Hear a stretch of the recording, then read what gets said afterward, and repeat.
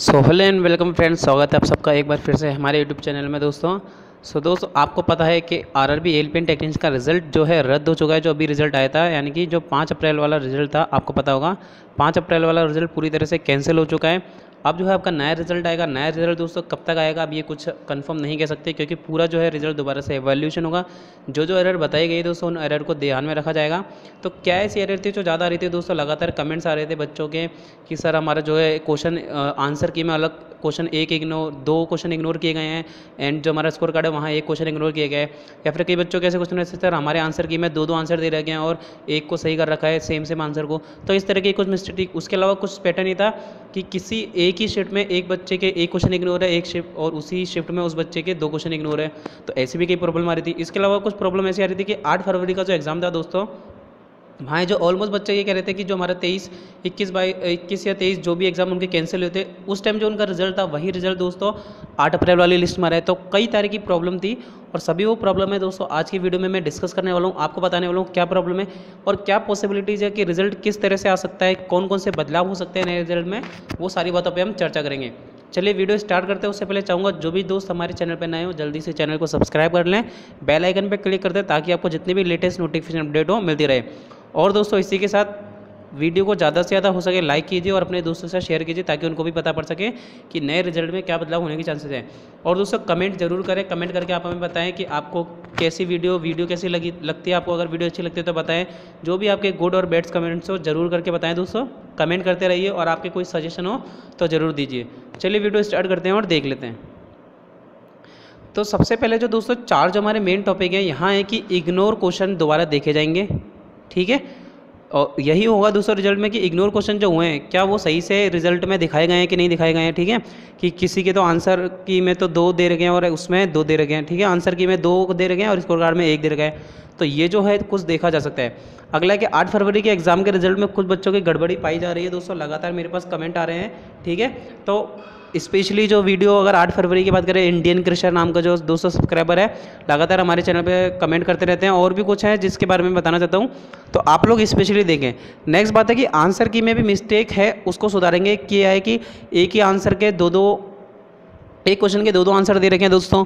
उसके अलावा गलत को ठीक कर रखा है और कई लोग अपना बुक का रेफरेंस दे रहे हैं, नोट्स का रेफरेंस दे रहे हैं कि हमने यहाँ से पढ़ा है, ये किताब है, इसमें सही आंसर है, रेलवे ने गलत कर रखा है। तो सब तरह के रेफरेंस दे रहे हो और ऐसी बात नहीं कि बच्चे गलत बोल रहे हैं दोस्तों, रेलवे भी गलत हो सकता है, ठीक है। ह्यूमन इंसान ही क्वेश्चन पेपर बनाता है तो गलती हो सकती है, पूरे चांसेस है, ठीक है। ये लोग भी कुछ करते नहीं है दोस्तों, नेट से क्वेश्चन उठा के डाल देते हैं, ठीक है। इतनी भी जहमत नहीं करते कि ये पढ़ें। तो कई बार क्या है गलती हो सकती है, पूरे चांसेस है, तो आप उसकी टेंशन ना लें। ये हो सकता है कि आपका क्वेश्चन में बदलाव हो जाए, ठीक है। अगला है कि पैटर्न नया कर रखा है इन्होंने, तो उस पैटर्न के बारे में भी चर्चा करेंगे। चलिए वीडियो स्टार्ट करते हैं और देखते हैं एक एक करके क्या क्या टॉपिक्स में चेंज हो सकता है। सबसे पहले मैं अगर बात करूं दोस्तों कि आरआरबी एलपीएन टेक्नीशियन 2000 में इग्नोर क्वेश्चन का क्या होगा, ठीक है। जो इग्नोर हुए हैं उनका क्या होगा। मान लीजिए अगर जैसे कि अगर मैं बात करूं जैसे जो भोपाल है, हमारा अजमेर है, कट ऑफ दोस्तों यहाँ पे जो है 65 तक कट ऑफ गई है। अब अगर मैं बात करता हूँ 65 कट ऑफ, तो जो रॉ मार्क्स कैसे बनते हैं दोस्तों 65, अगर उसके एक भी क्वेश्चन इग्नोर नहीं तो 100, ठीक है। अगर एक भी इग्नोर होता तो अपन में 99 आ जाता, तो यहाँ इसके 65 आ जाएंगे। मगर जैसे ही मैं बात करता हूँ कि यहाँ मान लीजिए इसके 65 इसने अटैम्प्ट करे हैं, ठीक है, 65 से थोड़ा ज़्यादा गई है। अब अगर इसके एक क्वेश्चन भी इग्नोर हो जाता है दोस्तों, यहाँ अगर मेरा इस भाई के एक भी क्वेश्चन इग्नोर हो जाता है, मान लीजिए 65 नंबर आ रहे हैं, तो यहाँ जो टोटल स्कोर हो जाता है वो हो जाता है आपको 65.65। तो यहाँ ये कट ऑफ क्लियर कर जाएगा। मगर अगर इसके एक भी क्वेश्चन इग्नोर होना चाहिए और नहीं हुआ तो कट ऑफ क्लियर नहीं कर पाएगा। इसी तरह से अगर आप देखें, अगर 65 को आप 98 से डिवाइड करके 100 से मल्टीप्लाई करेंगे तो इसका जो प्रोरेटेड स्कोर हो जाता है लगभग 266 पॉइंट समथिंग। तो 66 हो जाना भी कट ऑफ क्लियर करता है। और अगर प्रोरेटेड मार्क्स ये आए तो आपके जाहिर सी बात है नॉर्मलाइजेशन मार्क्स में भी स्कोर हो सकता है। इसी को दोस्तों एक और एग्जांपल से समझ लेते हैं। मान लीजिए 40 नंबर है कहीं ओबीसी की दोस्तों, 40 से पॉइंट समथिंग, और कट ऑफ जो है मैं बताना चाहूँगा कि मान लीजिए हम कट ऑफ को लेके चलते हैं कि आपकी जो कट ऑफ है दोस्तों 40.31 गई है, ठीक है। अब ये बच्चा है दोस्तों 0.31 नंबर से फेल हो रहा है सीधा। तो इसके साथ क्या होगा कि मान लीजिए अगर 100 में से इसका होता तो यहाँ इसके सिर्फ 40 नंबर ही आते हैं। मगर यही अगर दोस्तों 98 में से होगा, मान लीजिए अगर इसके 2 क्वेश्चन इग्नोर होने चाहिए नहीं हुए, 98 में से करते हैं तो दोस्तों यहाँ इस जो दोस्त के नंबर आ जाते हैं 40.8 आते ही बच्चा क्लियर हो रहा है। मगर जो इसके इग्नोर नहीं होते उस वजह से फेल हो गया। तो ये दोस्तों कुछ इग्नोर क्वेश्चन का लफड़ा था। कई बच्चों की शिकायत ही आ रही है कि जो हमारी आंसर की है वहाँ पे 2 क्वेश्चन इग्नोर है, मगर जो हमारा स्कोर कार्ड है दोस्तों वहाँ एक ही क्वेश्चन इग्नोर करके दिखा रहा है। तो ये कुछ गलती मानता हूँ दोस्तों मैं कि ये गलती कई जगह पे देखने को मिली है। मेरे पास आंसर की भी दोस्तों कई फ्रेंड्स हैं जिन्होंने अपने रजिस्ट्रेशन नंबर मेरे साथ शेयर किया, डेट ऑफ बर्थ शेयर की, और मैंने उनका रिजल्ट देखा तो वाकई में इस तरह की गलती उनकी में पाई गई थी। मुझे लगता है कि इस मिस्टेक को ज़रूर आरआरबी को सुधारना चाहिए कि इतने सालों बाद दोस्तों ये जो वैकेंसी आती है इसके बाद में लोग वेट करते हैं, कई लोगों का लास्ट अटेम्प्ट होता है, उम्र निकलने वाली थी, तो किसी के साथ भी नाइंसाफ़ी नहीं होती। सिर्फ इतना चाहता हूँ, हालांकि कई लोगों को रेलवे के इस रिजल्ट आने से काफ़ी निराशा हुई है, क्योंकि कई लोग साइको की तैयारी करते हैं, कई लोग हो जाते हैं कि बहुत परेशान हो गए, इतने टाइम तक रिजल्ट होके रखते हैं, तो होता है। मगर दोस्तों किसी के भी साथ नाइंसाफ़ी नहीं होनी चाहिए, यही सिस्टम की ट्रांसपेरेंसी है, ठीक है। तो ये थोड़ा आपको सोचना पड़ेगा इसके बारे में। अगली बात करते हैं दोस्तों आंसर की में क्या होगा। आंसर की में भी कई सारी गलतियाँ, अगर आपको ध्यान हो तो आंसर की में कई सारी गलतियाँ हैं। सो आई जस्ट ऑफ आंसर की में कई बच्चों के साथ क्या हुआ है दोस्तों, 1 2 3 4 ऑप्शन है, तो उसमें से कोई भी 2 ऑप्शन सेम है, ठीक है, या कहीं भी 2 ऑप्शन सेम हो रहे हैं और आंसर बच्चे लगातार कह रहे हैं कि गलत है। वो रेफरेंस दोस्तों ये दे रहे हैं बच्चे की हमारा जो पास प्रूफ है, ठीक है, हमने जिस भी बुक से पढ़ा है उस बुक में आंसर ये दे रखा है। तो ये गलती हो सकती है, मान सकते हो दोस्तों इस गलती को, क्योंकि जो पेपर सेट करने वाला होता है, ठीक है, जो ऊपर का ऑफिसर है, वो दोस्तों कोई एकदम कंप्यूटर नहीं है, मशीन नहीं है कि भाई साहब कंप्यूटर एकदम जो क्वेश्चन है सही होगा, आंसर बिल्कुल सही होगा। गलतियाँ होने के चांसेस पूरे रहते हैं दोस्तों। तो आप ये ना समझे कि नहीं उन्होंने जो सही कर दिया तो सही होगा, गलतियाँ हो सकती है और इन गलतियों को ज़रूर सुधारा जाएगा। और आपको विश्वास दिलाता हूँ दोस्तों, और मुझे ऐसा लगता है कि इस बार जो रिज़ल्ट आना चाहिए उसमें किसी भी तरह की गलती नहीं होनी चाहिए, क्योंकि दोस्तों बच्चे काफ़ी परेशान हो चुके हैं। या तो जिसको सिलेक्शन देने दीजिए, या जिसको नहीं देने तो मत दीजिए। इस तरह से बच्चों को परेशान करना, मुझे लगता है कि कई बार ऐसा लगता है, मन में ख्याल आता है कि वोटों की वजह से, तो ऐसा नहीं हो रहा, क्योंकि इलेक्शन चल रहे हैं, पॉसिबिलिटीज़ कुछ भी हो सकती है, ठीक है। गवर्नमेंट सब तरह की अपना खेल खेलती है, तो दोस्तों उसके बारे में अपन इतना नहीं कहूँगा, मगर फिर भी किसी बच्चे के साथ गलती कुछ गलत भी ना हो और सभी बच्चे दोस्तों इतने परेशान भी ना हो, ये मैं चाहता हूँ बस। अगली बात करते हैं 8 फरवरी का रिजल्ट के दोस्तों। लगातार मेरे पास 8 फरवरी के लिए कमेंट आ रहे हैं कि हमारा किसी भी तरह का आंसर की में कोई बदलाव नहीं हुआ है, और प्रो रेटेड मार्क्स सेम है, नॉर्मलाइज मार्क्स सेम है, और यहाँ तक कि रो मार्क्स भी सेम है। इसके अलावा हमारे जो 23 तारीख को या फिर 22 तारीख को जो भी आंसर हमारा कैंसिल होता और 8 फरवरी को एग्जाम होता, तो जो लास्ट हमारे एग्जाम में रिजल्ट था वही का वही हमारा रिजल्ट दोबारा है। तो यहाँ किसी तरह का बदलाव देखने को नहीं मिल रहा है। और क्या है इनका, तो लगातार मेल भेजे गए हैं दोस्तों। कई लोगों ने मुझे से भी पूछा, मैंने उनको यही सजेस्ट किया था कि आप लगातार मेल कीजिए, ट्विटर पे, फेसबुक, जो भी आपको जहाँ से भी मिलता है सोर्स, RTI लगाइए और मेल कीजिए, तभी आपको इसका कुछ रिजल्ट मिलेगा। तो लगता है कि इसके बारे में भी कुछ गौर किया जा सकता है रिजल्ट में जो दोबारा आएगा।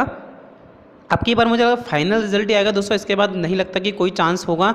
गड़बड़ी भी थोड़ी बहुत रह जाए तो मुझे नहीं लगता इसके बाद, क्योंकि 3 बार दोस्तों आपको पता है हो चुका है, और बार बार इस तरह से करना बच्चों के भविष्य के साथ खिलवाड़ होता है। क्योंकि कई लोग मेरे पास कमेंट आए कि सर मैंने अपना रिजर्वेशन करवा दिया था, रिजर्वेशन कैंसिल करवाया।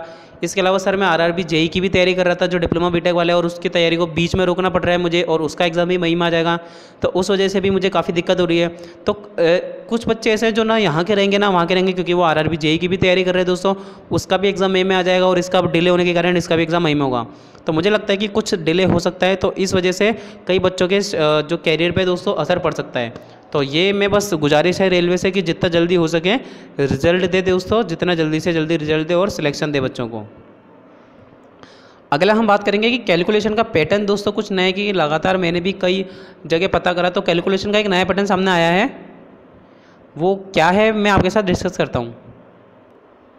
पैटर्न कुछ इस तरह का है कि अगर आपने दोस्तों इग्नोर जो क्वेश्चन, आपके जो भी क्वेश्चन गलती होते हैं, अगर आपने ऑब्जेक्शन किया है, ठीक है, अगर आपने ऑब्जेक्शन किया तभी आपके नंबर बढ़ेंगे, अगर आपने ऑब्जेक्शन नहीं किया तो आपके नंबर दोस्तों नहीं बढ़ाए जाएंगे। इस तरह का देखने को ये मिला कि एक कमेंट जो है मेरे पास आया था कुछ इस तरह से कि सर सेम शिफ्ट में 22 तारीख को फर्स्ट शिफ्ट में दोस्तों मैंने और मेरे दोस्त दोनों ने एग्ज़ाम दिया, तो वहाँ जो है उस मेरे दोस्त का जो दोस्तों एक क्वेश्चन इग्नोर किया गया, मतलब उस बंदे का एक क्वेश्चन इग्नोर किया और उसके दोस्त के 2 क्वेश्चन इग्नोर किए गए। तो मतलब सेम शिफ्ट में क्या हुआ, और उसने ये भी बताया कि सर मैंने किसी भी तरह का ऑब्जेक्शन नहीं किया था, जबकि मेरे दोस्त ने ऑब्जेक्शन किया था। तो ये क्या वजह है कि कोई बच्चा ऑब्जेक्शन कर रहा है, उसका इग्नोर हो रहा है। तो अगर वो क्वेश्चन गलत है तो वो पूरी शिफ्ट को दोस्तों उसका फ़ायदा मिलना चाहिए। तो यहाँ बिल्कुल नया पैटर्न लगा रखा है, पता नहीं क्या रेलवे के मन में है कि वो पैसे कमाना चाहता था कि नहीं आप सब लोग जिसको भी डाउट है तो आप कीजिए, ठीक है। अब किसी बच्चे को पता पढ़ पाता है, किसी बच्चे को डाउट नहीं पढ़ पाता, तो ये गलत है। अगर किसी भी शिफ्ट में कोई भी क्वेश्चन गलत होता है, अगर रेलवे की गलती है, तो उसका फ़ायदा सभी लोगों को मिलना चाहिए। इस तरह से नहीं कि एक बच्चे को दिया एक बच्चे को नहीं दिया, ये बिल्कुल गलत है। और इसके लिए ये भी मुझे लगता है कि रेलवे को कदम उठाना चाहिए और इसका बदलाव करना चाहिए। और अगर किसी शिफ्ट में कोई भी क्वेश्चन इग्नोर है तो उसका फ़ायदा सभी बच्चों को मिलना चाहिए। इतनी सी पता है। इसी बेस पे दोस्तों मैंने एक वीडियो बनाई थी कि आपके 10 से 15 मार्क्स बढ़ सकते हैं, मगर यहाँ दिक्कत यही आ गई कि आपके नंबर इसलिए नहीं बढ़ाए गए क्योंकि मार्क्स इन्होंने सिर्फ उन्हीं लोगों को बढ़ा के दिए या उन्हीं लोगों को इग्नोर करा है जिन्होंने कि चैलेंज किया था। जिन्होंने चैलेंज नहीं किया उनको किसी भी तरह का फ़ायदा नहीं मिला है। तो दोस्तों ये कुछ सवाल थे जो कि मुझे लगता है कि ये कुछ पॉइंट्स है जो कि रिजल्ट में दोबारा से जो हो रहा है नया रिजल्ट उसमें आने चाहिए। फॉलो किया जाना इन पॉइंट्स को, ताकि जो है सभी बच्चों को इसका फ़ायदा मिल सके ज़्यादा से ज़्यादा, ठीक है, ज़्यादा से ज़्यादा फ़ायदा हो सके। सो ये जो थी वीडियो मेरे द्वारा कि आपको बताने के लिए कि ये पॉइंट्स फॉलो किए जाने चाहिए। इसके अलावा भी आपके पास कोई सजेशन है तो दोस्तों ज़रूर मुझे बताइएगा। इसके रिगार्डिंग में मैं और वीडियो बनाऊंगा। अगर आपको लगता है तो आप मुझे बताइए, मैं वीडियो बनाऊंगा। और वीडियो अगर आपको पसंद आई तो दोस्तों आपको बस लाइक करना है, वीडियो को शेयर करना है, और जितना हो सके जो भी लोग हमारे चैनल पर नए हो चैनल को सब्सक्राइब कर ले, बेल आइकन पर क्लिक कर दे ताकि आपको लेटेस्ट नोटिफिकेशन अपडेट मिलती रहे। थैंक यू दोस्तों, मिलते हैं अपनी नेक्स्ट वीडियो में।